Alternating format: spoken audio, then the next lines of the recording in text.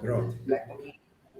Pronto, vou começar tudo de novo, viu, Chão? Porque Tá perfeito. Está gravando agora. Então, agradecer mais uma vez a você que se dispôs a fazer essa palestra para a gente, o nosso PRH 44.1, Desafio da Transição Energética no Setor de Refino de Petróleo. Um assunto muito, como é que se diz? Um assunto bem atual. E vou aproveitar você. Realmente não é todo dia que a gente tem um profissional como você, com seu tempo de experiência dentro de uma refinaria, para passar um pouco da sua experiência para esses nossos alunos, viu, Xan? Então, mais uma vez, muito obrigado e fique à vontade para começar, ok? Ah, sim. Bom, boa tarde a todos. Primeiramente, quero agradecer o convite do professor Afonso e do professor Oswaldo. Para mim é um grande prazer poder estar contribuindo com a disciplina de seminários do PRH 44.1. Meu nome é Wainan Chan. Ele é assim um pouco difícil porque eu sou descendente de chineses. Mas podem me tratar como Chan. A intenção aqui, eu vou fazer uma apresentação, cerca de uns 40, 50 minutos de apresentação, e ao final a gente abre a palavra para fazer alguma pergunta, enfim. Mas se houver necessidade de interromper no meio da apresentação por algum motivo, fiquem à vontade, tá? Eu atualmente sou pesquisador visitante do projeto PRH 29.1, da Faculdade de Engenharia Química da Unicamp, e eu trabalhei 30 anos na Petrobras, como o professor Afonso falou, trabalhei 30 anos na Petrobras e 29 anos na refinaria de Paulínia. E hoje eu estou atuando, eu estou aposentado da Petrobras e atuo como pesquisador lá na Unicamp. Bom, o tema da nossa palestra hoje é o desafio da transição energética no setor de refino de petróleo.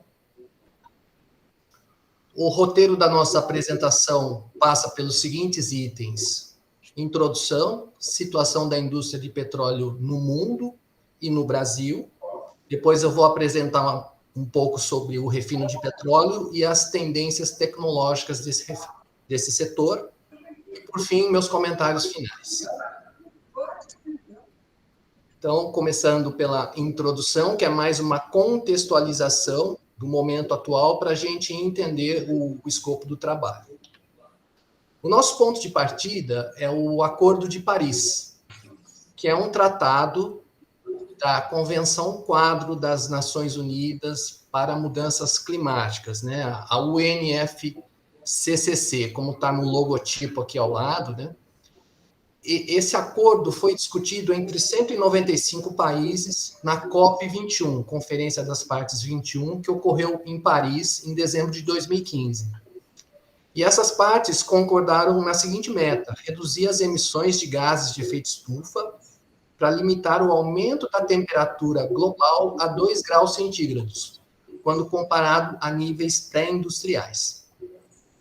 Para atingir esse objetivo, será necessário descarbonizar grande parte do sistema energético mundial.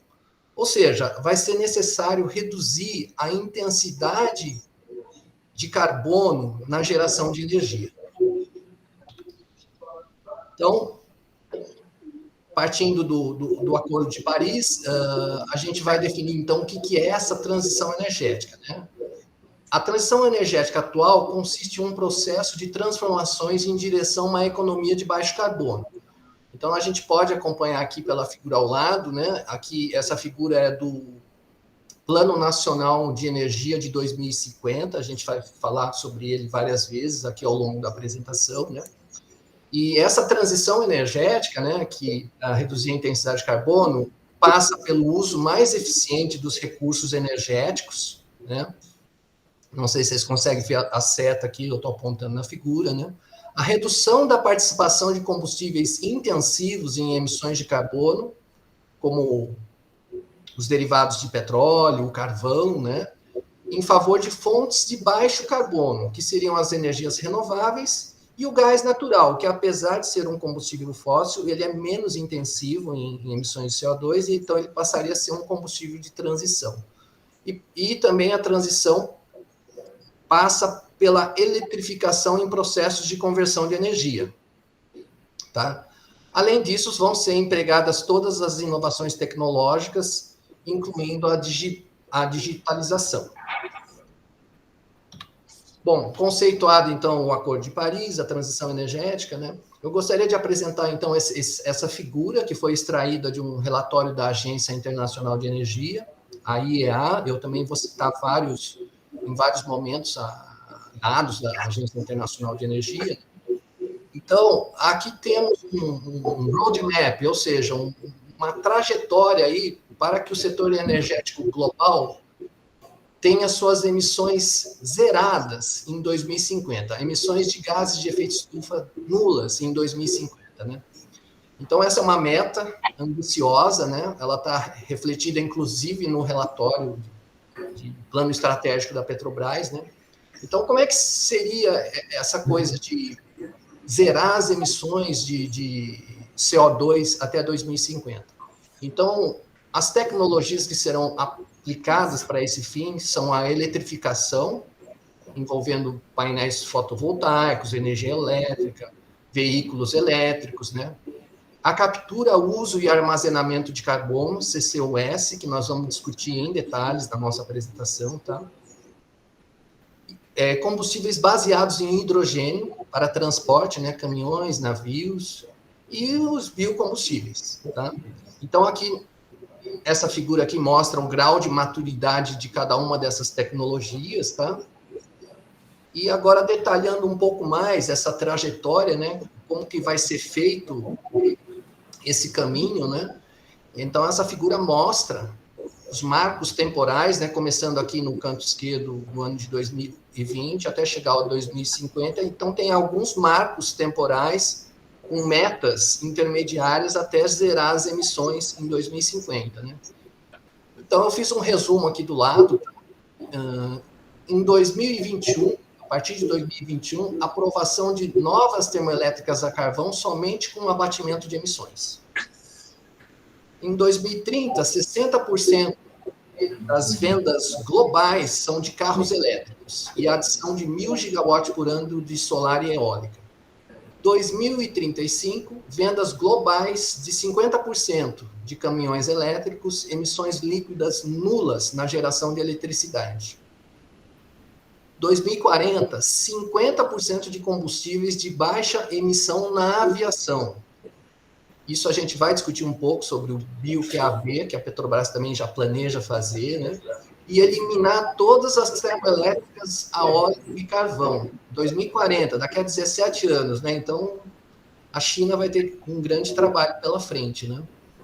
Já, então, chegando em 2050, eu vejo aqui uma meta muito ambiciosa de 70% de geração elétrica global a partir de solar e eólica, né? Aí, assim, como uma espécie de reflexão, eu coloquei esse emoji aí, né? Porque nós estamos presenciando no nosso dia a dia já diversos eventos de mudança climática, né? Então, eu sempre brinco, tem que combinar com São Pedro. Será que vai dar certo? Vai ter, né, energia solar abundante, ventos, né?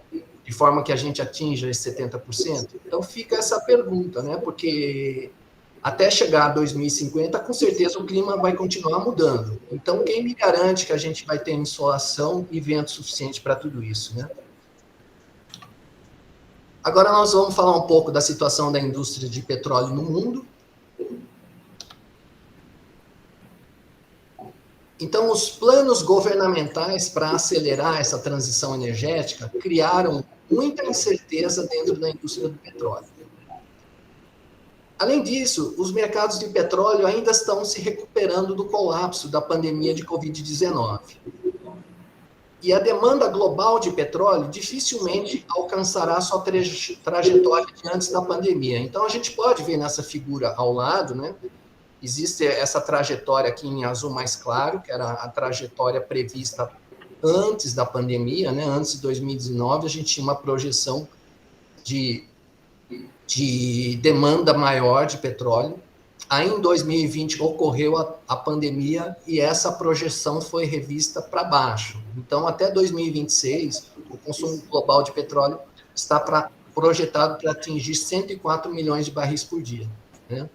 Então, que é inferior à demanda esperada antes da pandemia.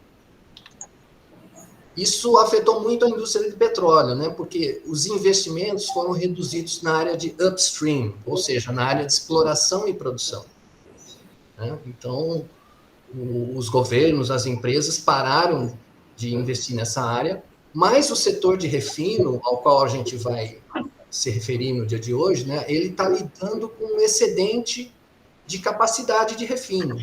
E isso só pode ser resolvido com cortes maciços, ou seja, fechamentos de refinarias ou redução de carga, né, ao redor do mundo. Em 2020, né, com a pandemia, a demanda de combustível para transporte caiu 13%, né, tendo em vista, né, a restrição de viagens aéreas, né, a restrição de transporte por caminhões, né, na época do lockout, enfim. Porém, o setor petroquímico ficou resiliente, ele se manteve forte ali, firme, né? Então, com essa contração na atividade de refino, os refinadores estão cada vez mais se direcionando para a indústria, para a integração petroquímica, ou seja, a integração do refino com a indústria petroquímica, como a gente pode ver nessa figura ao lado, né? Então, aqui nós temos o petróleo, matéria-prima de uma refinaria que produz os combustíveis de transporte tradicional, gasolina, querosene e diesel, mas na refinaria também são gerados algumas correntes que são matéria-prima para a indústria petrolífera, principalmente gases e nafta, né? Então, a partir dessa integração, é possível amenizar um pouco esse impacto na capacidade de refino, né? Mas veremos adiante que isso não é tão intenso como a gente gostaria que fosse, né? Vamos falar um pouco da indústria de petróleo no Brasil. Aqui eu mostro uma tabela que eu montei a partir do anuário da Agência Nacional de Petróleo, anuário 2022. Então, mostra aqui os últimos 5 anos, né, de 2017 a 2021, mais especificamente no período de 2019 a 2021, que está relacionado com a pandemia, é possível constatar o seguinte: a produção anual de petróleo brasileira foi mantida em torno de 1 bilhão de barris. Então, uma situação diferente. No mundo caiu, mas a gente se manteve. A exportação de petróleo aumentou 13%, principalmente para a região da Ásia, né, para a China, né, que é um grande importador do petróleo da Bacia de Santos, né? E a importação de petróleo no Brasil diminuiu 14%. Né? O Brasil importa um pouco de petróleo do Oriente Médio e da África, como mostrado aqui. A capacidade de refino, está aqui embaixo, né, ela foi mantida em 2,4 milhões de barris por dia, né? E com um fator de utilização de 77%, ou seja, as refinarias continuaram trabalhando, né, mantiveram esse patamar de 2,4 milhões de barris por dia, com um fator de utilização de 77%. O ideal aqui seria acima de 80%, né, para a refinaria ser mais eficiente, mas mantivemos perto disso, né? E a produção total de derivados nesse período aumentou 7%. A única exceção foi o querosene de aviação devido às restrições de viagens aéreas, tá? Então, o panorama brasileiro é um pouco diferente do resto do mundo. A longo prazo, também a gente pode enxergar isso, né? Porque, segundo esse Plano Nacional 2050, né, que é do Ministério de Minas e Energia, que é o plano estratégico de longo prazo, né? A projeção de produção de petróleo é de 5,5 milhões de barris por dia. Lembrando que a produção atual é em torno de 3 milhões de barris por dia, né?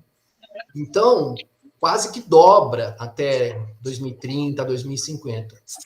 E haverá um excedente de 3 milhões de barris por dia para exportação.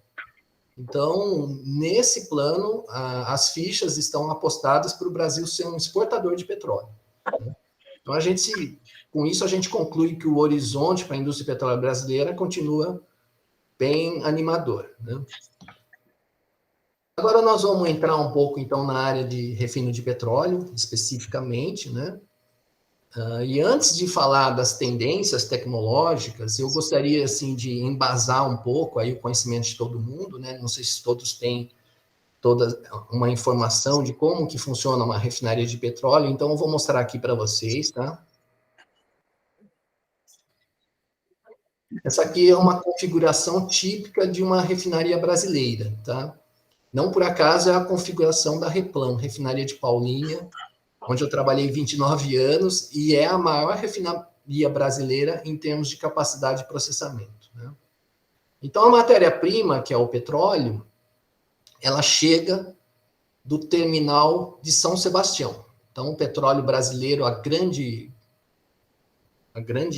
parte do petróleo brasileiro, eu diria que mais que 90% é produção offshore, né, da Bacia de Campos, Bacia de Santos. Então, os navios descarregam lá no terminal de Almirante Barroso, lá em São Sebastião, e por oleoduto chegam até a refinaria de Paulínia. São 250 quilômetros de oleoduto, né, e literalmente ele sobe a Serra do Mar, aqui no estado de São Paulo, né? Então é bombeado e chega na refinaria, por onde passará por processos de separação, processos de conversão e processos de tratamento. A primeira unidade pela qual o petróleo passa é a unidade de destilação, tá? Então, nessa unidade ocorre apenas uma separação física, né? As frações de petróleo são separadas pelas suas diferentes faixas de destilação. E normalmente a unidade de destilação ela é dividida em duas partes, né? Então a gente tem uma torre de destilação atmosférica e uma torre de destilação a vácuo, né?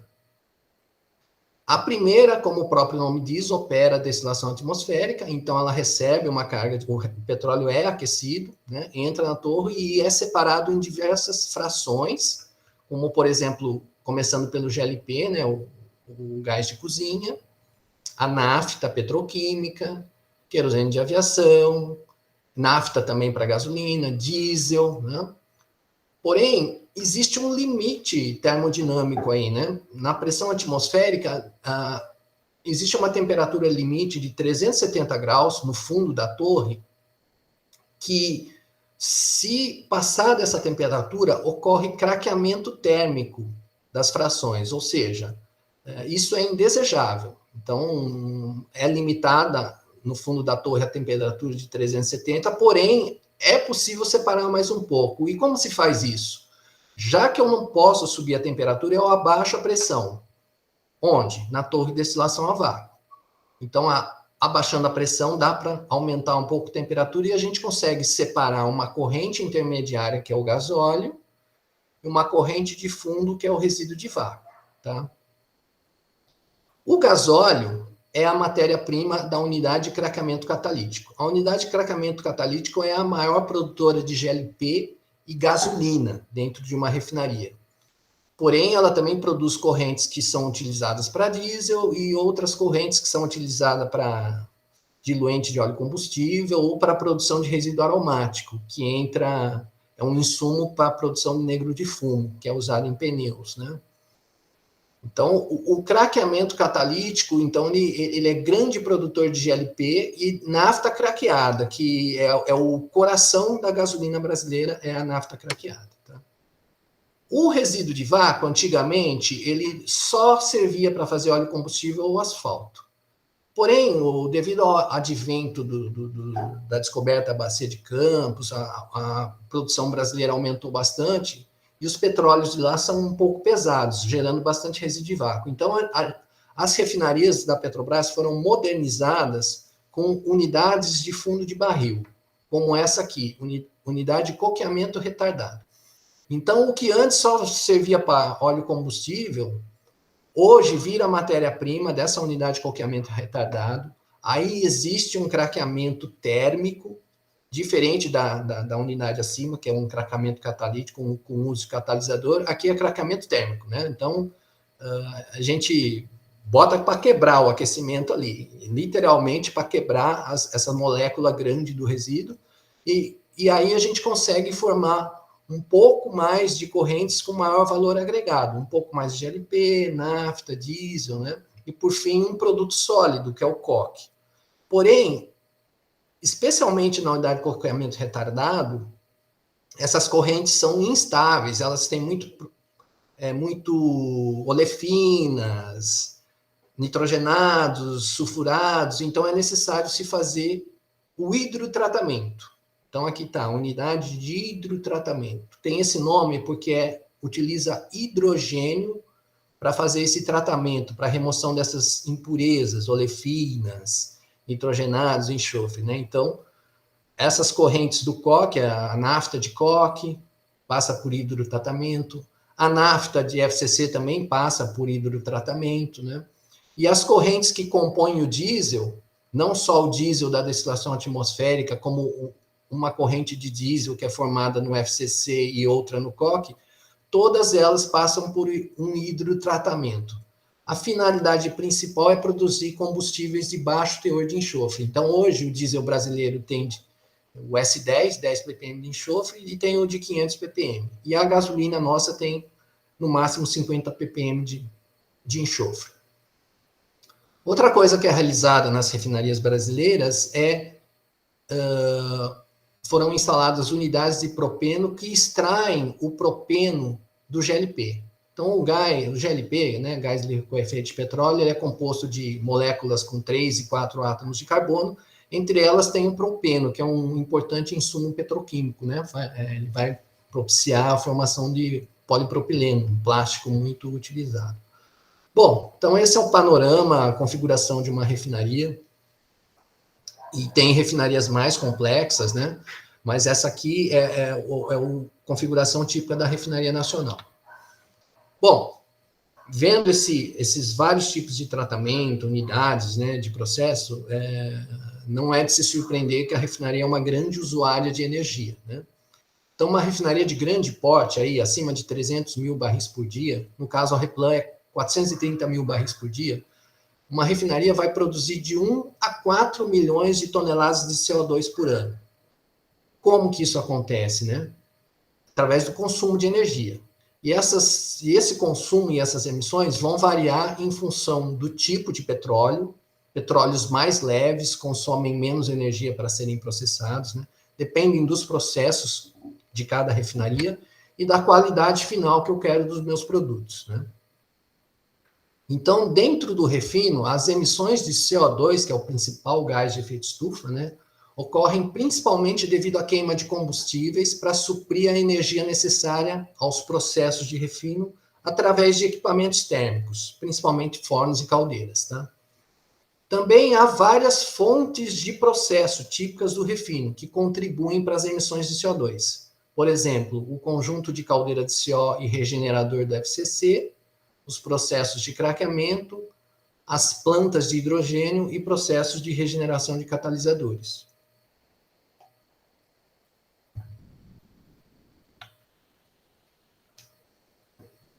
Essa tabela mostra as três principais estratégias de redução de emissões de CO2 em uma refinaria de petróleo, né?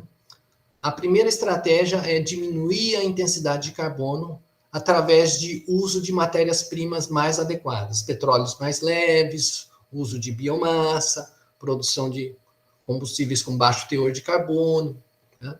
A outra vertente é diminuir a intensidade energética tanto no lado de suprimento como no lado de demanda de energia, né? E as técnicas utilizadas são a melhoria de eficiência energética e redução de consumo em unidades de processo e equipamentos.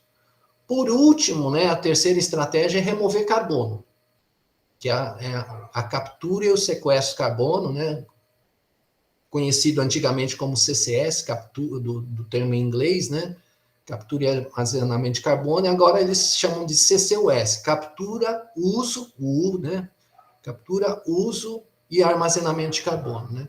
Então, existem unidades de processos, né, dentro da refinaria que geram muito CO2, como a planta de hidrogênio, o processo de craqueamento catalítico, né? A planta termoelétrica, que é a geração de vapor e energia, né? Então, estuda-se né, há muito tempo, capturar o carbono dessas correntes. A gente vai falar isso daqui a pouco, né, em detalhes. Bom, agora então, entrando mais especificamente no tema da nossa conversa, que é as tendências tecnológicas do setor de refino, né, dessa conversa inicial, a gente pode concluir que o refino está sujeito a um duplo impacto pela descarbonização.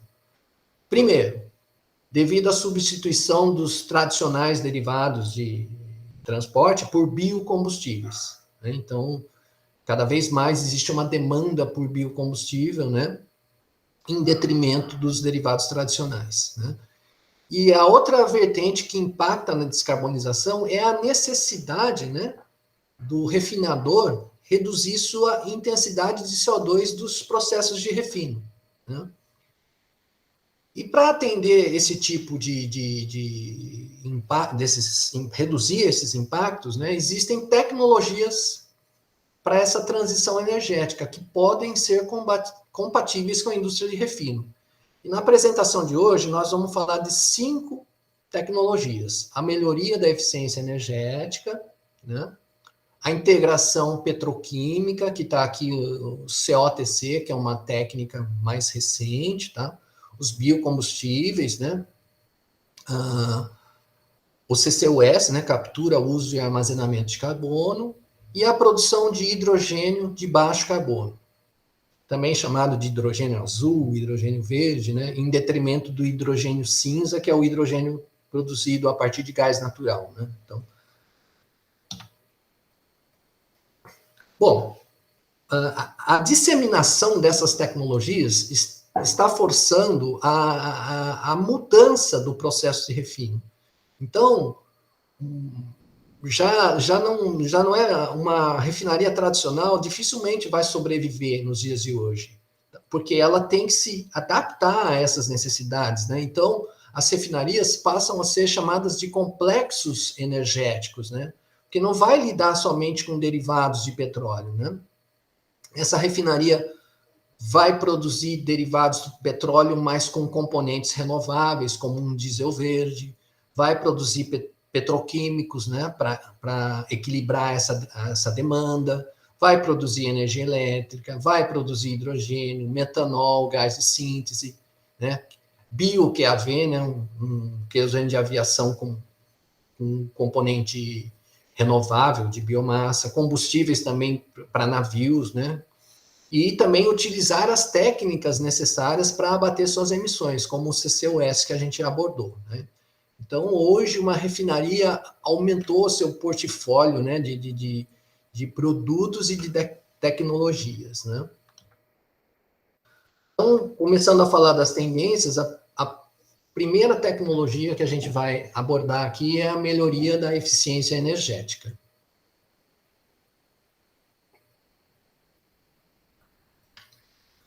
A indústria de refino sempre foi uma grande usuária de energia, na forma de combustível, vapor e eletricidade.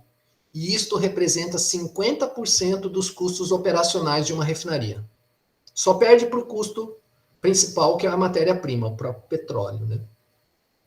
E esse uso de energia é também a principal fonte de emissões. Então, se eu melhorar a eficiência energética da refinaria, eu tenho uma excelente oportunidade para reduzir as emissões de CO2, né? Então, a gente pode ver aqui através da figura, né? Então, aqui nessa linha central, né? A matéria-prima petróleo sendo processada numa refinaria que contém diversas unidades de processo, gerando os derivados, né, de petróleo que vão ser transformados em produtos para comercialização, né? Mas para isso tudo funcionar, é necessário muita energia. Energia elétrica, que pode ser gerada dentro da refinaria ou comprada junto à concessionária. É preciso gás natural, né? Como para gerar energia ou para gerar hidrogênio, né? Tem combustíveis internos da refinaria, que é o gás de refinaria e óleo combustível, né? E outro insumo importantíssimo é água. Muita água, né? Para os processos de refino. Então, as principais áreas para melhorar a eficiência energética nas refinarias estão listadas aí. a integração energética, né, a Plant Technology, né, a recuperação de energia, melhorias de eficiência de combustão em fornos e caldeiras, sistemas avançados de turbina e cogeração, né, então sistemas que envolvem vapor e energia elétrica, né, desenvolvimento de catalisadores mais eficientes que consumam menos energia, otimização de processos e de equipamentos e o controle avançado de processos, já entrando um pouco na área de automação industrial. Né? Porém, os frutos mais fáceis, né? Isso aqui é uma tradução minha do termo em inglês low hanging fruits, né? Que está mostrado nessa figura, né? Então, os frutos mais baixos, né, já foram colhidos há muito tempo. Então, a questão de melhorar a eficiência energética é bem antiga já, né? Então, as principais oportunidades de melhoria já foram utilizadas, né? Até algumas que são complexas, como instalação de usinas de cogeração em substituição a caldeiras convencionais e eletricidade importada, né? E o que resta para fazer em termos de melhorar a eficiência energética, né? Existem oportunidades para melhorar isso através de tecnologias digitais e automação dos sistemas de monitoramento de energia e controle de processos, né? Por exemplo, no relatório de sustentabilidade da Petrobras é mencionado esse programa aí, RefTOP, né, que prevê iniciativas para o incremento do desempenho energético das refinarias usando automação e tecnologias digitais, como essa aqui, os Digital Twins, né, os gêmeos digitais, que são representações digitais das instalações operacionais para otimizar esse uso energético em tempo real, né? Vamos falar agora da segunda tendência, que é essa integração petroquímica. Como a gente falou no início, né, a situação mundial, né, de poucos investimentos na área de exploração e produção, um excesso de capacidade de refino, e isso faz com que as refinarias migrem para fazer uma integração com a indústria petroquímica. Por quê? Porque a demanda mundial dos petroquímicos vai continuar crescendo com o aumento da população, né, e a melhoria dos padrões de vida, né? Só lembrando que, né, o planeta hoje tem 8 bilhões de pessoas, né? E todas demandando produtos de consumo, né? Principalmente lá na Ásia agora, né? Com a contração na atividade do refino, os refinadores estão se direcionando para essa integração petroquímica. Então parece óbvio, mas não é tanto assim, né? Essa mudança de rendimentos da indústria petroquímica, ela não é assim parelha. Por quê? Na realidade, a demanda petroquímica ocorre em uma escala muito menor. Em consequência, os investimentos no aumento da produção petroquímica nas refinarias, se forem feitos em excesso, pode resultar na transferência do excesso de capacidade de refino para um excesso de capacidade do setor petroquímico, né? Então, essa integração petroquímica não vai atender, né, esse excesso de capacidade de refino. Vai continuar fechando refinarias mundo afora, né, principalmente as mais antigas. Para atender a futura demanda de petroquímicos, as refinarias estão sendo reconfiguradas para aumentar a oferta de nafta, que é o principal insumo petroquímico, né, e outros petroquímicos, né, de duas formas. Investimentos em refinarias atuais, já existentes, através de modernização e adaptação de unidades de processo, ou novos empreendimentos projetados para elevados rendimentos petroquímicos. Vou explicar melhor. Então, dentro desse cenário de novas tecnologias, até 2025 podem ocorrer mudanças radicais, né?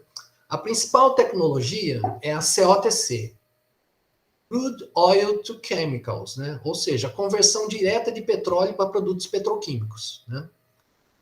Então, esse tipo de tecnologia pode dar um rendimento superior a 40%. Então, 40% de petroquímicos, né, contra 10% da produção de uma refinaria tradicional, né?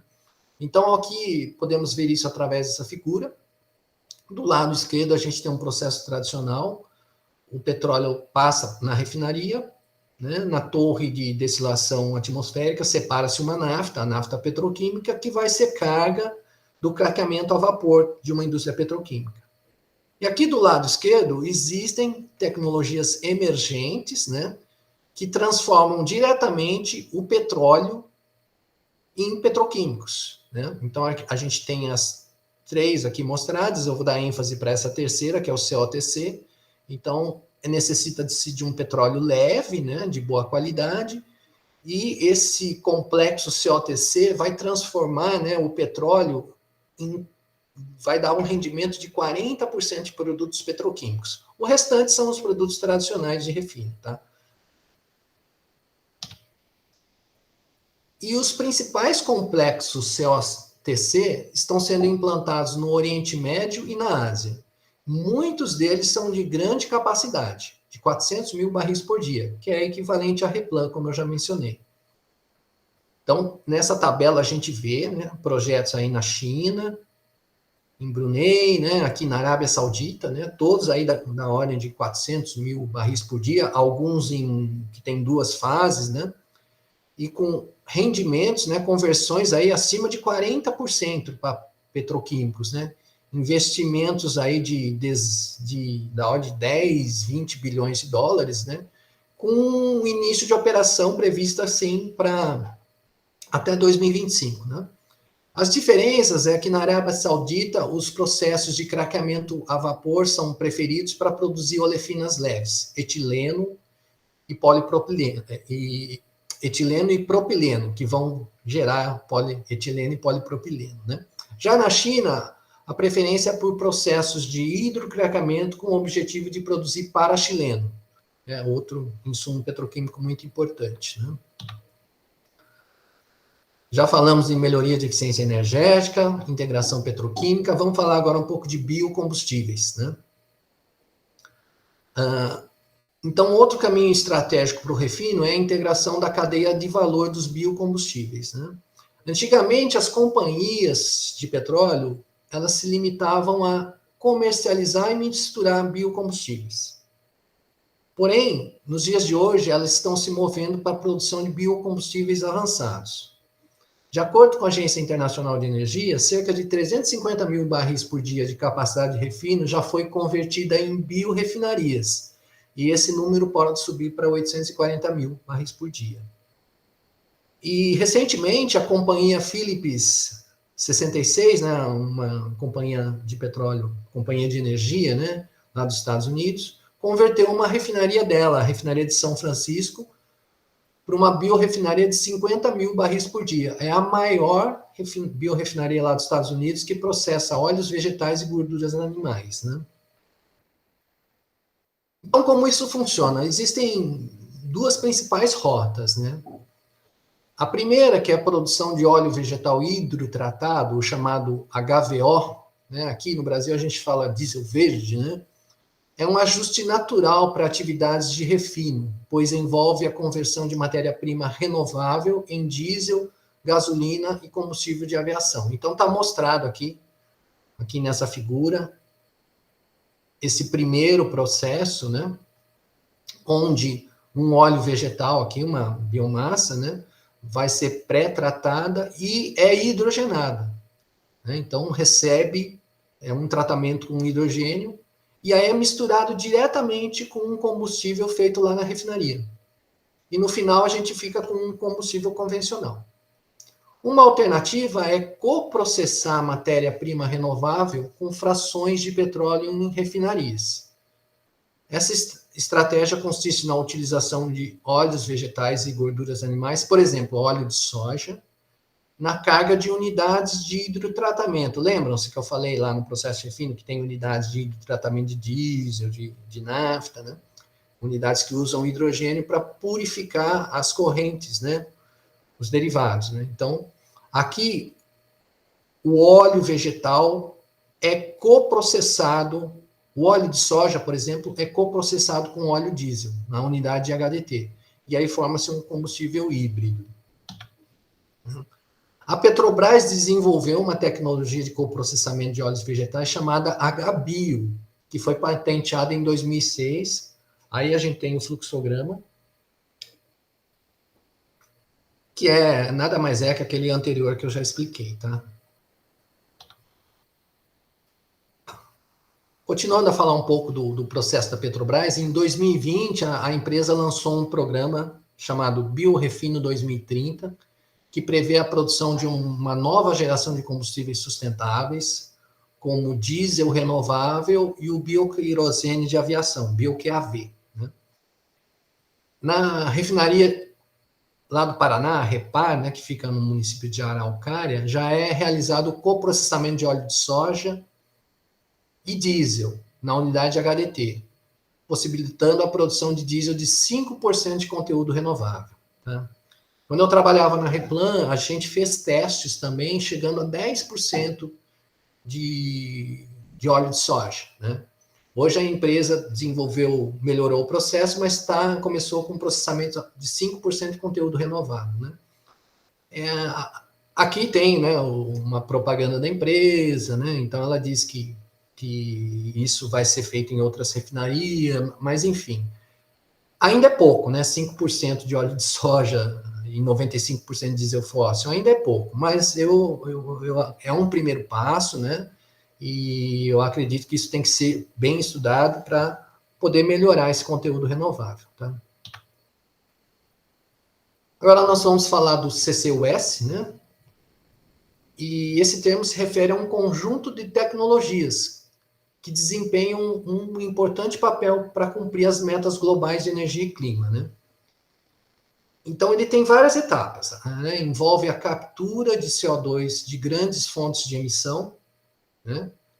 Que são fontes de geração de energia, fontes industriais, né? Que queimam combustíveis fósseis e também biomassa. Biomassa também tem carbono, hidrogênio, vai gerar CO2 também.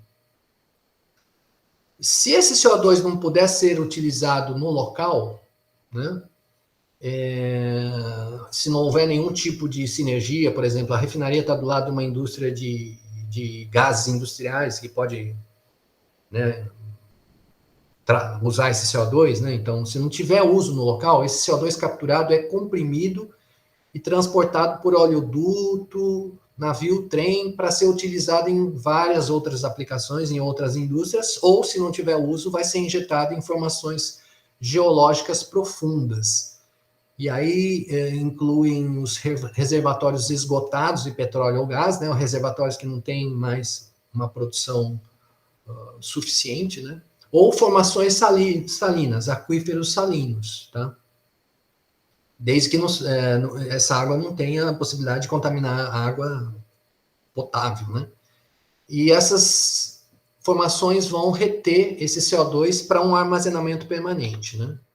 Então, aqui estão as componentes do CCUS: captura, transporte, armazenamento geológico ou o uso de CO2, né? A captura pode ser feita através dessas tecnologias que envolvem absorção, separação, oxicombustão, ou seja, combustão com oxigênio quase que puro, né? Separação por membranas. O transporte pode ser feito por gasoduto, navio, trem ou caminhão, o armazenamento naquelas formações que eu comentei, né? E o uso de CO2, ele pode ser usado diretamente, como, por exemplo, em produção de fertilizantes, indústria de alimentos e bebidas, né? Bebidas gaseificadas, como a nossa boa cervejinha, né? E o CO2 também pode ser usado em processos com conversão, processos químicos, né? Aí para produzir metanol, metano, pode ser utilizado em materiais de construção, enfim. Aqui nós temos aí um esquema de como que funcionaria, então, essa tecnologia de CCUS. Então, a gente tem aqui no centro aqui uma planta industrial que emite muito CO2, né? Esse CO2 seria capturado, purificado, né? Então, e transportado por, aqui no caso, um gasoduto, vamos chamar assim, um carbonoduto, né? Para uma instalação, que aqui pode ser uma plataforma de petróleo onshore, terrestre, ou offshore, marítima, né?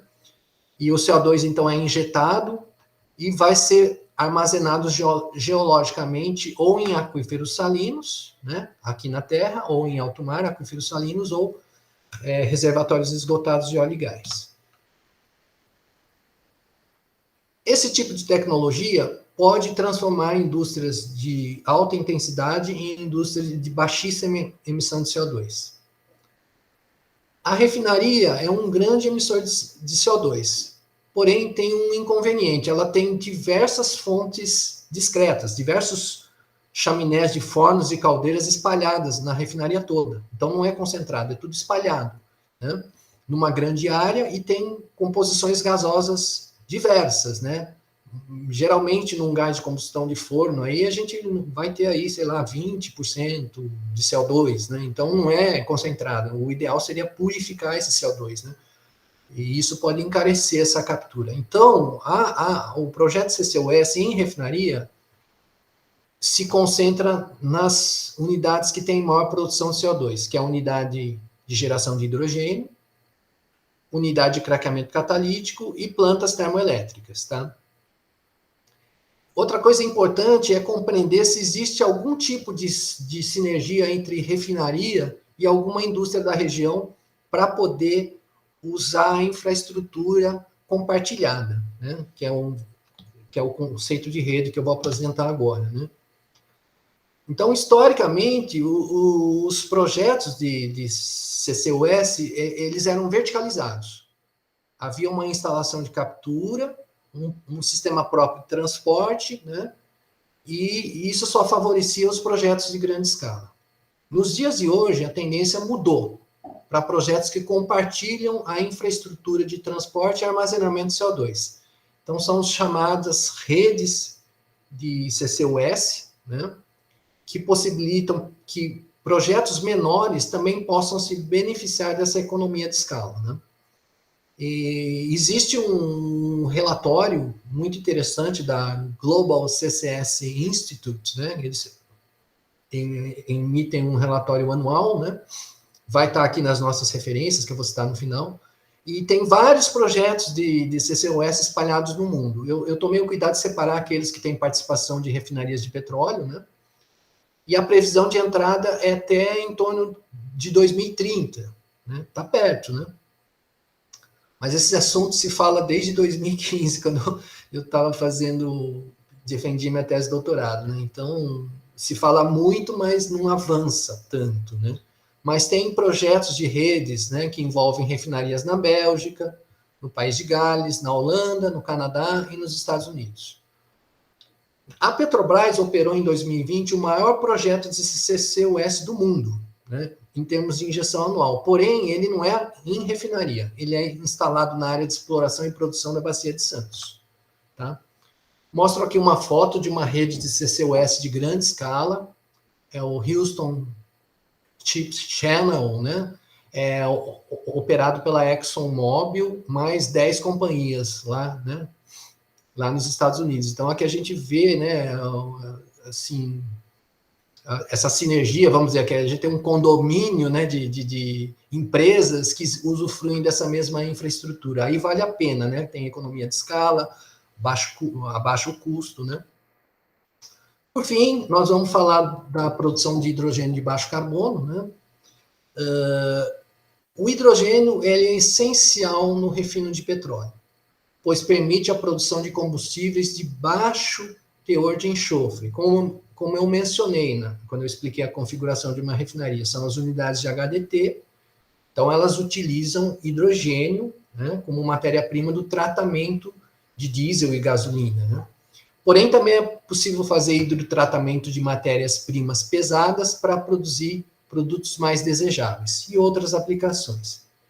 Então, além de ser uma indústria de uso intensivo de energia, o refino de petróleo é também o maior setor consumidor de hidrogênio. E ele é obtido principalmente pela reforma a vapor do gás natural ou da nafta. Diversos projetos para a obtenção de hidrogênio azul, eles agora adotou-se essa convenção de dar cor ao hidrogênio, né? Então, o hidrogênio azul é aquele que é produzido a partir de gás natural, mas com captura de CO2. O hidrogênio produzido a partir de gás natural sem captura é o hidrogênio cinza, tá? Que é de origem fóssil. E tem o hidrogênio verde, que é produzido a partir de eletrólise da água, né? E sendo que a eletricidade tem que ser proveniente de fontes renováveis, né? Eólica, solar, né? Então, hidrogênio verde, né? Então, tem projetos em desenvolvimento, né? Até 2026, 200 megawatts de projeto de eletrólise associados a refinarias vão entrar em operação na Europa, produzindo 14 mil toneladas por ano de hidrogênio verde, tá? Então, é um primeiro passo, né? A Petrobras fez um mapeamento de oportunidades de mitigação de gases de efeito estufa e ela avaliou as rotas de coprocessamento de biometano, ou seja, um biometano, acredito que seja de aterros sanitários, né? Então, não é um metano de origem fóssil, vamos falar assim, né? E cargas renováveis para produzir hidrogênio. Né? Então, tem estudos da Petrobras para entrar nessa área, porém, está na fase de avaliação ainda, né? Bom, aqui eu mostro um esquema de produção de hidrogênio azul, que é a reforma a vapor do gás natural, que é o processo tradicional aqui no Brasil, fazer a reforma a vapor a partir do gás natural. E esse SMR é a sigla em inglês, né? Steam Methane Reforming, né? Então, essa produção é chamada hidrogênio azul porque é a reforma do vapor do gás natural com captura de CO2. Então, aqui nós temos uma unidade que vai capturar CO2. Aí existem diversas técnicas de captura, como a gente mencionou ali, né? Absorção, separação por membranas, enfim.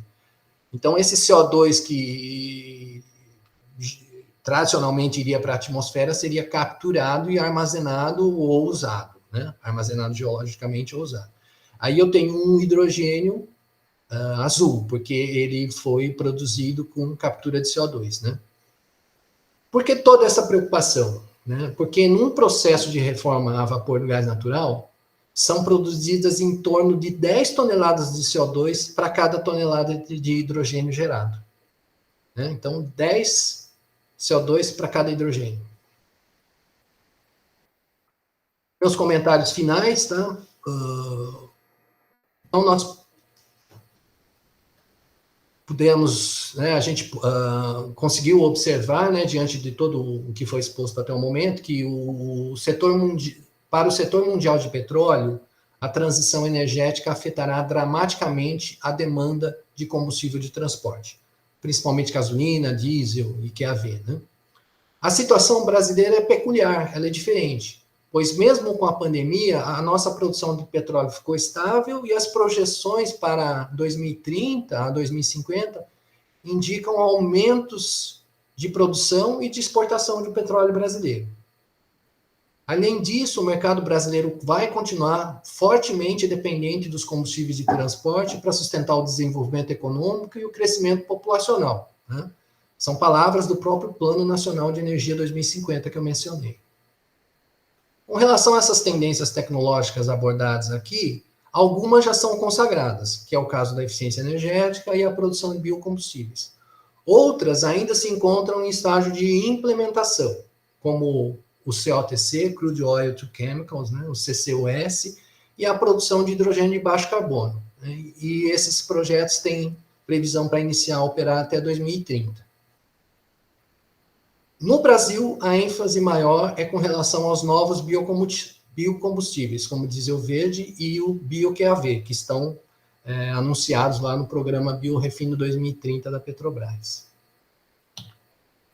Então, apenas para confirmar a importância do tema que a gente estudou, né, eu tive a oportunidade essa semana de acessar o Plano Estratégico 2023-2027 da Petrobras, e na sua diversificação de rentabilidade, né, do portfólio da empresa, estão contempladas alguns novos negócios, né?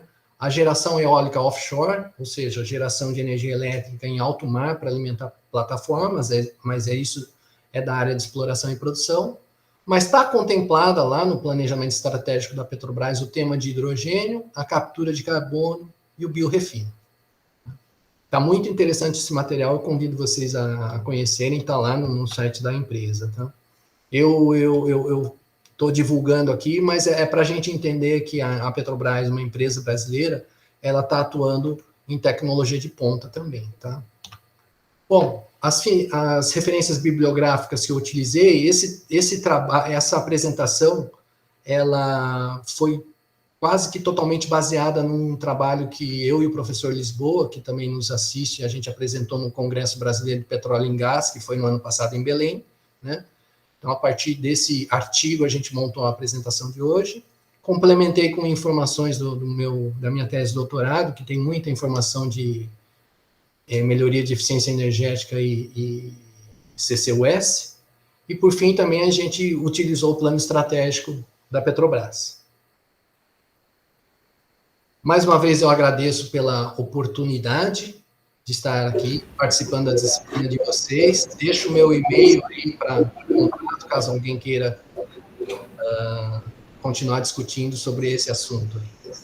Então, obrigado. Eu abro agora para a sessão de debate, perguntas.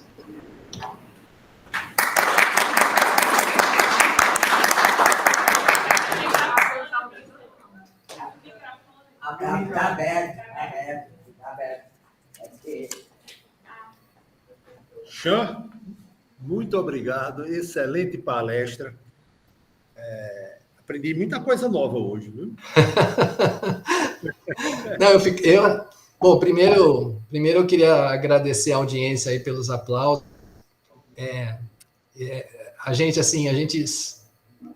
Nós somos todos profissionais dedicados, né? E esse reconhecimento assim imediato do nosso trabalho é muito gratificante. Então eu agradeço aí os aplausos, agradeço os elogios, né? Bom, podemos continuar aí com debate, enfim. Se você quiser botar a sua turma para perguntar, aí fica à vontade. Já tem uma pergunta por aí, eu acho no... Tem uma aqui, ó.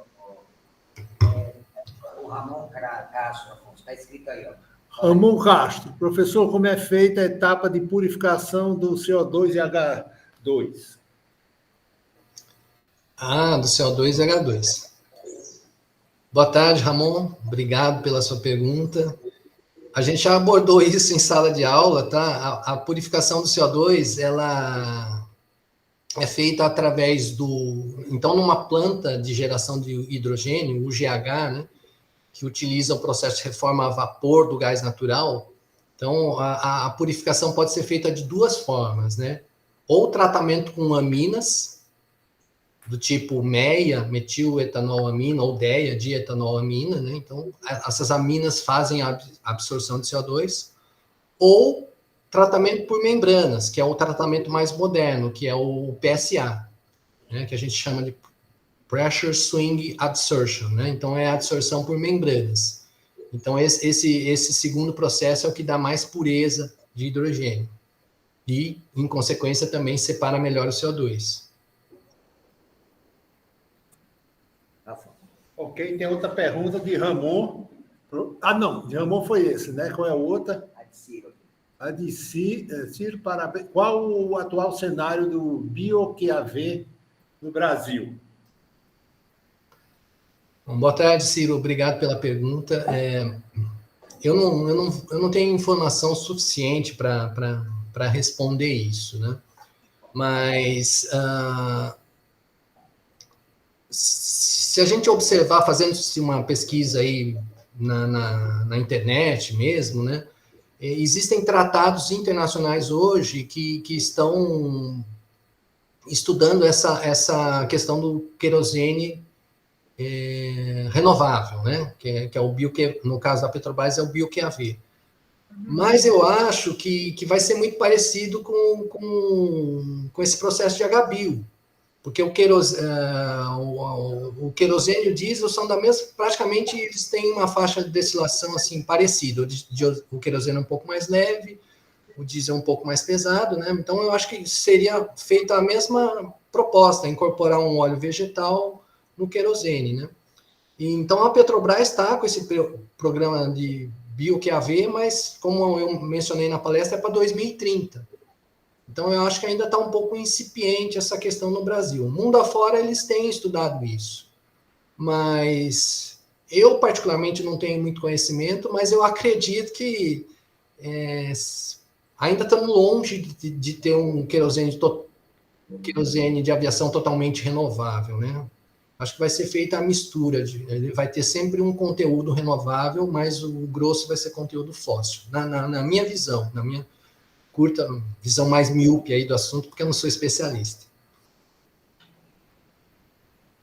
Sim, aí ele fala as expectativas para o setor, né? Mas as expectativas são grandes, né?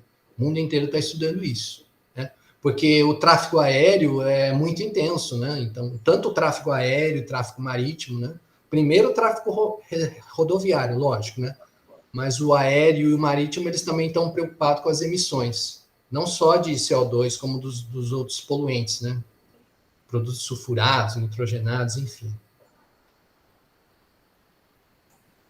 Não tem mais nenhuma pergunta, daí eu vou perguntar aos nossos alunos, que são muito expansivos, viu? Só se mudaram hoje, viu, Jean? Mas, vem, pessoal, alguma pergunta aqui? Aproveita. Vai lá, chega mais perto, gente. Vem aqui. Não, professor, deixa eu passar aqui. Pronto, vai falar. Tem que falar alto. Se você não escutar, você deixa. Professor, como é que está a questão do Brasil na comercialização de CO2 capturado? Desculpa, não escutei. Chega mais perto. Como está? Pode ir. Chega, Gerson. Chega, fica legal. Não tem vergonha, não. Ô, professor, boa tarde. Boa Professor, tarde. como é que está a questão da comercialização de carbono capturado no Brasil, no Senado brasileiro? Porque atualmente já está sendo comercializado, né? Assim que ele é capturado, ao invés de ser armazenado, ele pode ser comercializado. Eu queria saber como se encontra no cenário brasileiro essa atuação da comercialização. Bom, desculpe, como é seu nome? Gleison. Como? Gleison. Gleiton. Obrigado pela pergunta. Eu não sei se eu entendi direito, né? O CO2 capturado, ele tem usos, como eu falei, né? Tem usos diretos e indiretos, né? Em aplicações industriais. Eu não sei se é a isso que você refere. Mas o que eu posso falar é que o uso do CO2 é muito incipiente. A quantidade que é utilizada é muito baixa, né? Em comparação com as emissões. Se eu tivesse que dar um número, eu falaria que eles falam, 5% do CO2 pode ter algum uso. A maioria, nos dias de hoje, a maioria do CO2 ou é emitida na atmosfera, né? Aqui no Brasil, a gente só tem a captura lá da Bacia de Santos, na Petrobras, né? Mas o uso industrial de CO2 é muito baixo em comparação à geração. Eu não sei se é sobre isso que ele está falando. Ou não sei se também tem a ver com crédito de carbono. Eu não entendi direito a história. O que ele falou mesmo, Jean, é em relação mais a crédito de carbono, né? Então, Isso, na minha opinião, só o negócio, isso está mais no papel do que uma realidade mais factível. Pelo menos é isso que eu entendo, mas você pode dar sua opinião. Por favor. A minha opinião é igual à sua. Exatamente essa opinião, né? Essa questão do mercado de créditos de carbono nunca decolou. Nunca decolou. Assim, eu peço licença para falar um pouco da minha história, né? Mas eu comecei meu mestrado tardiamente. Eu trabalhava na Petrobras, resolvi fazer mestrado, né? Então, eu terminei meu mestrado em 2006, né? Em planejamento de sistemas energéticos, lá na Unicamp, né? 2006. Naquela época, o pessoal falava do protocolo de Kyoto, né? Que teria que ser implantado até 2012. E isso haveria lá uma comercialização de créditos de carbono, né? Então, empresas que fizessem abatimento tal, poderiam vender esses créditos, né? Até hoje, na minha opinião, isso não vingou. Eu soube de uma história, por exemplo, uma empresa japonesa comprou os créditos de carbono de um aterro sanitário em São Paulo, né? O aterro da Essências vendeu esses créditos para uma empresa japonesa, mas é tão baixo, é uma quantidade tão baixa de emissão, né? Lembram-se que eu falei que uma refinaria de grande porte emite 1 milhão de toneladas de CO2 por ano? Não tem crédito para isso. Não tem crédito. Ou começa a existir crédito porque vai existir um incentivo governamental para a implantação de um sistema de geração de créditos, o que não existe nem aqui no Brasil, nem no mundo afora, eu não conheço como que está, mas está muito incipiente, né? Mas nesse plano estratégico da Petrobras tem uma menção do uso de créditos de carbono.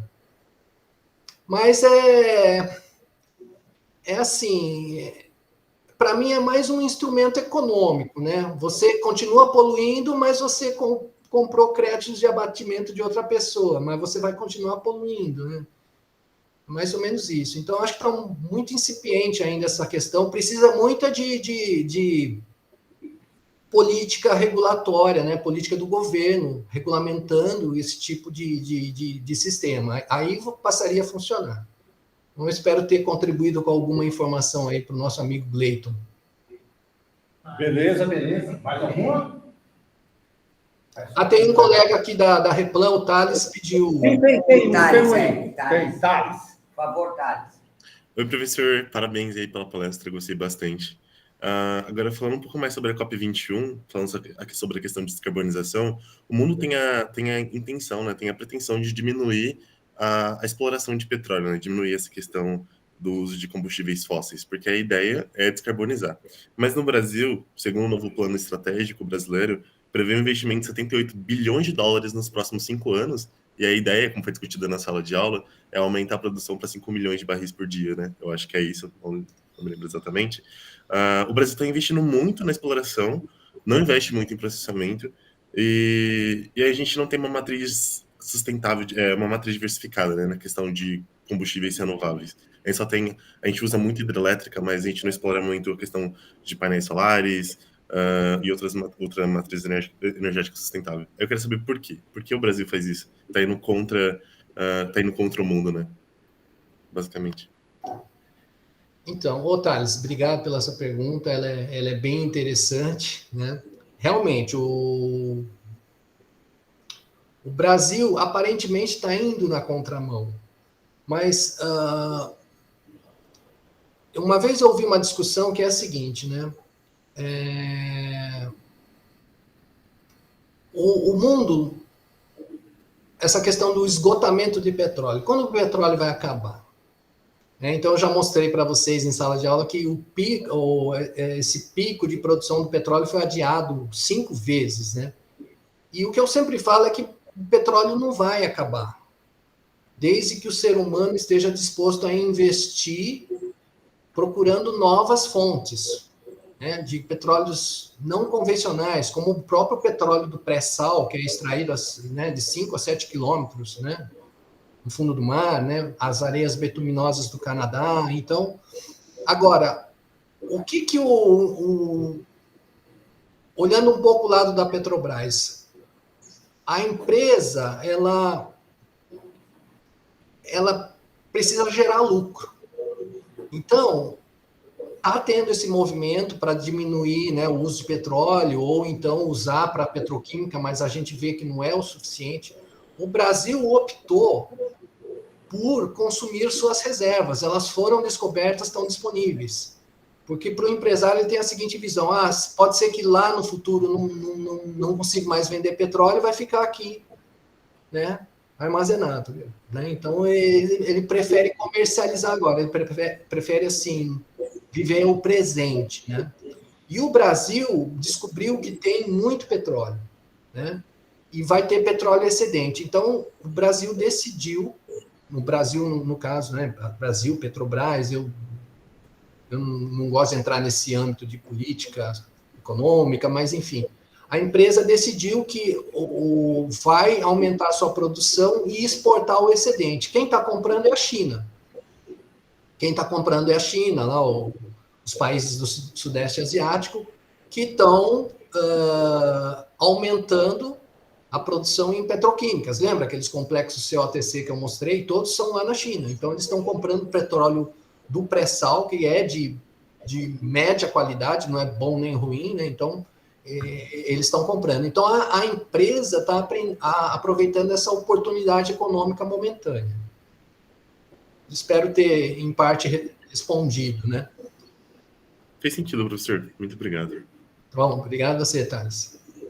Poxa, em relação a essa integração petroquímica, aqui no Brasil, em relação ao Brasil, nada, nenhuma específica ainda, só praticamente, pelo que você falou, praticamente a Ásia, né? Está na frente disso.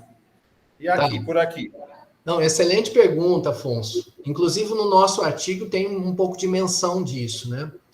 O que o Brasil fez foi adaptar a Petrobras, né? Eu falo assim, não estou como ex-funcionário, não estou assim bajulando a empresa, mas enfim, a Petrobras ela é muito atuante, né? A Petrobras ela instalou plantas, essas unidades de propeno em 8 refinarias, né? E adaptou algumas unidades para aproveitar gás de refinaria, tal. Então ela usou as refinarias existentes né? Mas não tem nenhuma refinaria petroquímica propriamente dita. Era para a gente ter uma grande refinaria petroquímica, que era o Comperj. Não sei se vocês se lembram. Me lembro. Comperj, né? Ela está parada ou está continuando? As obras do Comperj, só falando um pouco mais para os alunos, né? O Comperj é o Complexo Petroquímico do Rio de Janeiro. Assim, o projeto, as obras se iniciaram na primeira fase lá do governo do presidente Lula, né? Era para ser uma refinaria moderna com produção de combustíveis e petroquímicos de primeira e segunda geração. Então, ia ter etileno, propileno, xileno, ia ter tudo lá, né? E aí, assim, houve problemas aí, né? O projeto não andava, foi despendido muito dinheiro, aí cancelaram esse projeto de 2015. Hoje esse Comperj, Complexo Petroquímico do Rio de Janeiro, virou, eles chamam, acho que é Complexo de Itaboraí. Então, eles vão produzir lubrificantes e fazer tratamento de gás natural. Então, aproveitou as instalações existentes, que infelizmente estavam ficando sucateadas, né? Então, eles aproveitaram o que tinha lá para fazer uma integração de lubrificantes e gás natural, envolvendo lá os terminais e a refinaria lá do Rio de Janeiro. Certo. Então, se entrar no site da Petrobras, na área de refino, vai ter lá Complexo Itaboraí, que é um município onde está o antigo Comperj, né? Certo. E depois eu te mando um artigo muito interessante que eu encontrei na internet que fala em detalhes sobre essa história toda. Beleza. Te mando o link. Tá joia, beleza. Afonso, deixa eu fazer uma perguntinha. Fica, faça bem. Professor Chan, muito obrigado, foi excelente. Eu achava legal a gente pensar no próximo PD Petro, numa palestra. Eu acho que você tem assim uma capacidade excelente de transmitir com clareza o conteúdo. A gente foi super agraciado aqui, tá? Eu tenho trabalhado, inclusive, com o nosso reitor atual agora da Unicamp, já há longos anos, desde 2012, com óleos vegetais. E estou preparando um artigo agora para o final do ano. E você me comenta uma coisa que me destacou a mente para colocar na introdução, que é o uso, professor Meirelles, né? Nós estamos trabalhando junto nesse trabalho, que é o uso do óleo vegetal, tá certo? Para os biocombustíveis, para os combustíveis, né? No caso desse diesel que você menciona, desse coprocessamento, né? Aí eu estou lembrando aqui em Guamaré que nós tínhamos 2 unidades de biodiesel, né? Uma a partir da semente e a outra a partir do óleo, né? Eu não vi você mencionar na sua palestra nada acerca do biodiesel em si. Então, quer dizer, o que está sendo investido é com o coprocessamento dos óleos vegetais, essa parte de biodiesel não está sendo levada em conta para os planejamentos, para a parte estratégica. Essa que ficaria a minha dúvida. Você me desculpa, viu? Era só um comentário mesmo. Bom, primeiro, Oswaldo, muito obrigado pelos elogios, né? Eu fico feliz e continuo à disposição aí para a gente participar em futuros eventos, conversas. O canal de comunicação foi somente aberto hoje, né? E eu pretendo que continue essa comunicação em 2 vias, né? E em segundo lugar, você não precisa pedir desculpa, não, porque você tem crédito, né? Você é pesquisador, você tem, né? Bom, eu vou tentar responder para você, assim, não é do meu conhecimento que a geração de biodiesel dentro de uma refinaria, eu acho que dificilmente ocorreria. Eu não posso dizer que a Petrobras não está investindo em biodiesel. Porém, o biodiesel é a transesterificação de um óleo vegetal ou gordura animal. Ou seja, nós vamos reagir um óleo vegetal, uma gordura animal com um álcool, metanol ou etanol, né? E vai gerar um biodiesel, que é um éster. O biodiesel é um éster e o outro subproduto é a glicerina. Então, o problema do biodiesel é que ele não é similar. Ele tem uma composição química diferente do óleo vegetal hidrogenado, por exemplo. Então, o diesel tem lá seus 15 átomos de carbono, né? Esse óleo vegetal hidrogenado, esse produto que se forma, tem uma composição compatível. O biodiesel tem uma composição diferente. Então, tem características diferentes. Por isso que é limitada a adição de biodiesel no diesel fóssil, né? Então, aqui em Campinas, a gente vê ônibus lá, ônibus movido a biodiesel. Aí parece que é 100% biodiesel. Não é, né? Até, inclusive, no meio da pandemia, abaixaram o teor de biodiesel, que era 12%, baixaram para 10%, porque o óleo de soja disparou no mercado internacional, tal, né? Então, a questão do biodiesel, ele tem essa limitação de adição. E ele não é um produto compatível com o diesel fóssil. Falando assim, mais ou menos eu posso estar, assim, essa é a minha visão. Então, na Petrobras, ela teria que implantar uma planta nova, ela teria que pôr uma unidade nova para fazer biodiesel lá dentro. Então, quem que adiciona o biodiesel hoje? Não é a Petrobras. A Petrobras entrega o diesel, né, para a distribuidora, e a distribuidora que adiciona o biodiesel. Da mesma forma, o etanol. A Petrobras a gasolina, e a distribuidora adiciona o etanol, né? Então, dentro de uma refinaria, eu imagino assim que dificilmente haveria produção direta de biodiesel e produção direta de etanol, né? Agora, a Petrobras indiretamente participa, né, disso, e não diretamente. Eu não sei se eu consegui te responder a pergunta. Conseguiu perfeitamente. É porque nós aqui, excepcionalmente, aqui no Rio Grande do Norte, tínhamos a unidade de biodiesel e eu tinha esse conceito, mas hoje ficou tudo esclarecido. Muito obrigado, viu, professor? Muito obrigado mesmo. Certo. Então, bom, se eu esclareci, está ótimo, né? Mas a Petrobras tinha participação até maior. Eu lembro que no ano lá, no primeiro governo Lula, de novo, eu não tenho nenhuma vertente política, tá? Mas o Centro de Pesquisas da Petrobras estudou o biodiesel de mamona, que era o quê? Era uma responsabilidade, uma participação social da empresa para gerar renda pessoal de baixa renda, do semiárido nordestino, então eles iam plantar mamona, porque é a única coisa que cresce, né, assim, nessas regiões mais castigadas pelo clima, né? Mas aí a Petrobras investe em pesquisa nesse segmento de biodiesel, né? Mas até hoje eu nunca vi trazer o biodiesel dentro da refinaria. É isso. Essa de mamona, Xan, eles começaram, realmente foi isso, a ideia foi essa que você falou tudinho. Só que no final, se você fazendo o biodiesel de mamona, o litro do biodiesel ficava mais barato que o litro do óleo da mamona. Aqui nós tínhamos uma fábrica de óleo de mamona que eles utilizavam em outras coisas, em polímeros para... antigamente, naqueles fios de telefonia, que tinha aquelas caixas no meio da rua com aqueles fios todinhos. Aí aquilo ali botava aquela resina feita do óleo de mamona para evitar corrosão, isso aí. O preço era lá em cima mesmo. Então, por aí nunca deu certo.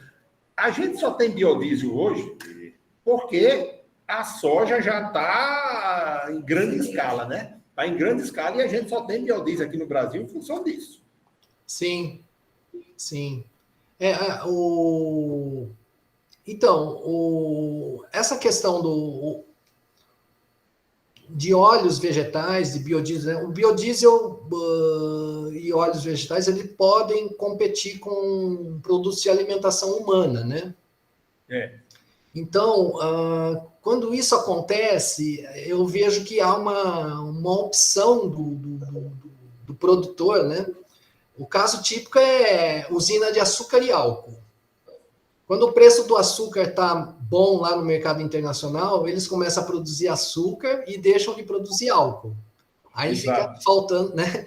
Então, e tem uma semelhança aí, né, com aqui no Brasil. A única, agora eu estou falando, os especialistas são vocês, né? Mas a única cultura de óleo vegetal assim que tem escala, que tem logística, que tem investimento é óleo de soja, né? Com certeza.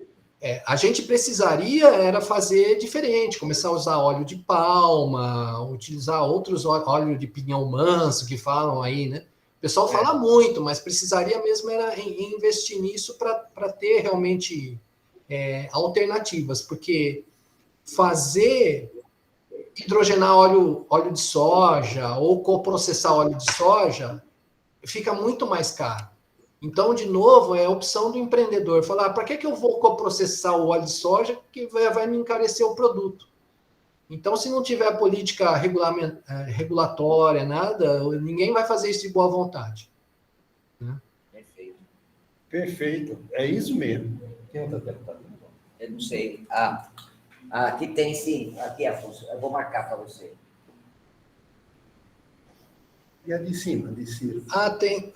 Tem perguntas aqui, né? Tem. A de Fischer Tropsch, aqui. É o Ciro. Fala aí, Afonso. Estou envolvido em 2 projetos P&D, produção de combustíveis alternativos para aviação pela rota Fischer-Tropsch.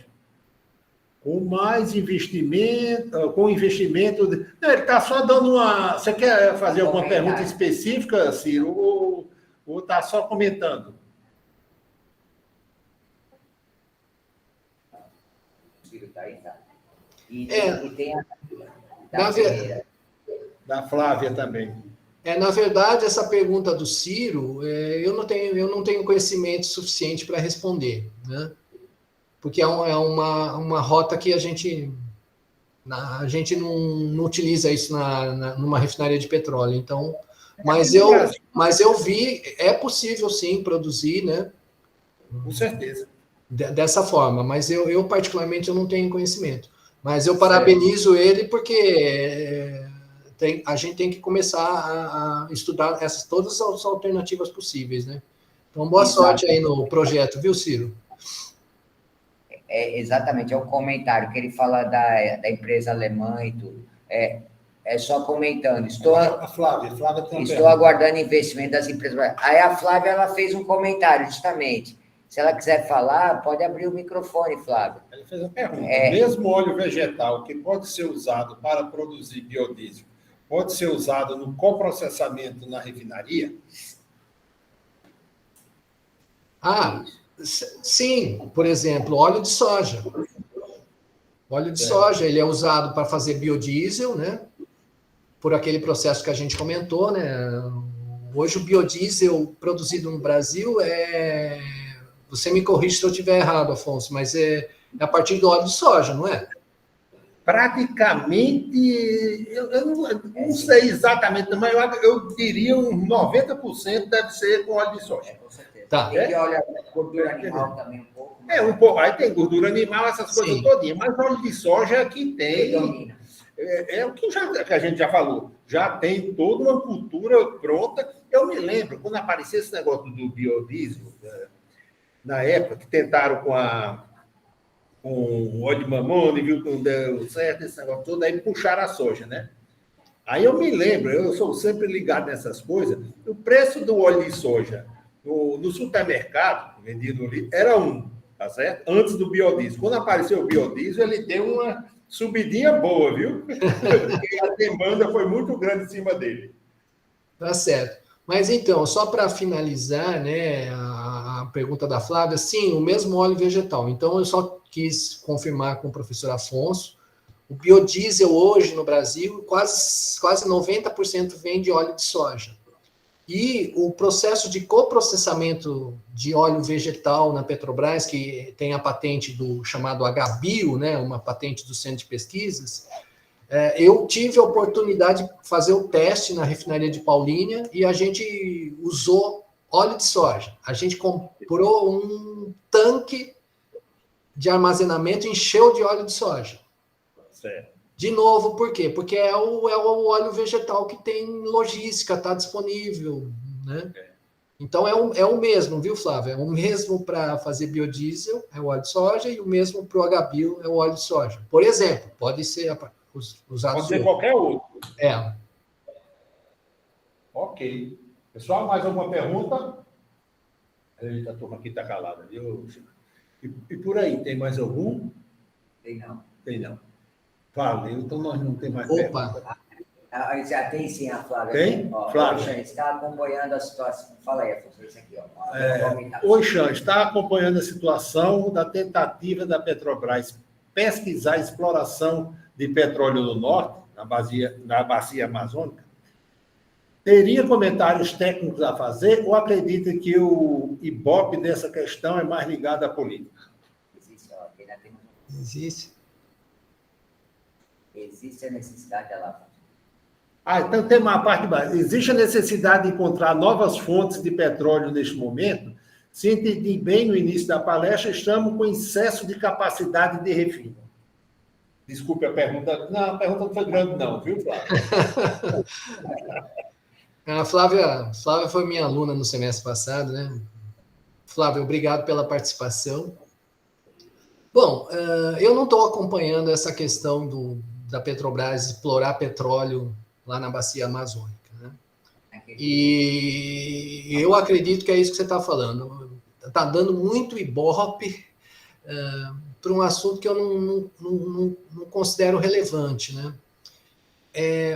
Só traçando um paralelo, de novo, eu não tenho envolvimento político, né? Eu sou um espectador.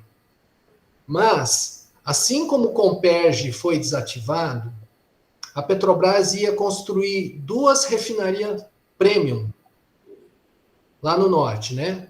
Uma no Maranhão, a premium do Maranhão e a outra no Ceará.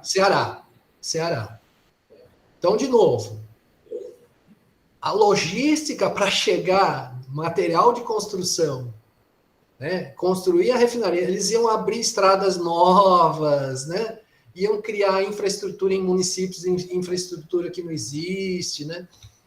Então, eu estou traçando, e aí deu no que deu, não andou, a empresa acabou que investiu um dinheiro que não teve retorno, né? E, de novo, lá na bacia amazônica, para que explorar petróleo lá se a gente está com a bacia de Santos literalmente bombando, né? A bacia de Santos que vai suprir essa exportação até 2050. Então, não vejo sentido, né? Porque a gente já tem lá um local que está pronto, que tem logística, que já está armazenando CO2, né? A Bacia de Santos está ali, pujante. Então, eu não vejo a necessidade, né? Opinião particular minha. Ok. Ela concordou. Mas é bom trazer esses assuntos à tona, né? Com certeza é bom trazer esses assuntos à tona. Agora, isso fica em torno de 500 metros da costa. 500 metros, 500 quilômetros. 500 quilômetros da costa. É muito longe. Isso precisa ser bem estudado, lido. Você está falando do pré-sal? Não, lá na Foz do Amapá. Não. Eu nem sabia que era isso. Aquilo ali é o equatorial. Aquilo ali sai dali e vem até o Rio Grande do Norte, a parte norte todinha. Em cima, mais ou menos onde fica o Equador, por ali. A margem equatorial. Então, está por aí. A turma daqui está animada para isso, né? Agora, como você disse, tem muito petróleo para ser extraído lá embaixo e a estrutura já está toda pronta. Sim. Então, é a parte do desenvolvimento da região norte também, que está associada, mas tem a parte ambiental que também pode estar trazendo dificuldade. Então, está tendo esse conflito com a parte ambiental e a parte econômica da região. Essa bacia que foi encontrada. O Thales quer falar um pouco. Acho que era bom ele dar o comentário. Fala, Thales. Oi, professor, tudo bem? Então, eu fiquei bem curioso com isso, porque eu estava lendo umas notícias, eu fiquei bem curioso mesmo. E aí eu tava vendo, a preliminar é que eles consigam extrair 14 bilhões de barris de petróleo só desse leito, e tornaria o Brasil, eu acho, o quarto maior exportador de petróleo do mundo. Então, se a gente for analisar a questão de rentabilidade, né, o quanto isso vai ajudar na nossa economia, eu acho que compensa, não? E a questão de logística... Sim. Eu me sobrinho acabou de me atrapalhar aqui. E a questão de logística, a gente poderia utilizar a mesma logística que a gente tem no pré-sal, né? Aqueles grandes navios cargueiros, assim, né? Que você consegue colocar petróleo sem a necessidade de fazer essa logística por terra, não sei. Só uma ideia. Thales, obrigado de novo. Então, me fugiu um raciocínio aqui. Me atrapalhei um pouco aqui, né? Sim. Eu não tinha informações, eu não acompanhei o noticiário esses tempos, dessa questão da bacia amazônica. Vocês estão me informando, né? Então, que é uma área de grande extensão, porém é distante.